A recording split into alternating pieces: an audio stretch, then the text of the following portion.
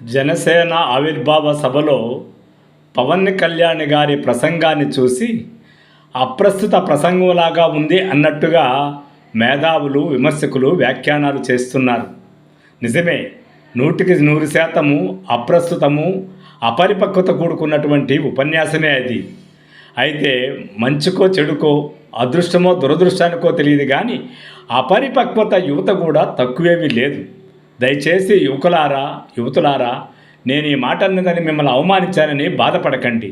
నిజాల్ని గ్రహించే శక్తిని మీరు కోల్పోయేటటువంటి సాంకేతిక వాతావరణం మీ చుట్టూ ఉండటంతో ఆయన మాట్లాడే ప్రతి మాట మీ గుండెల్లో తోటాలాగా గుచ్చుకుంటోంది. అందులో అర్థముందా పర్థముందా అనే సంగతి సంబంధం లేకుండా మీరందుకు ఆకర్షితులవుతున్నారు. ఆ సంగతి ఇప్పటి మేధావులు విమర్శకులు విశ్లేషకులు గుర్తించడం లేదు.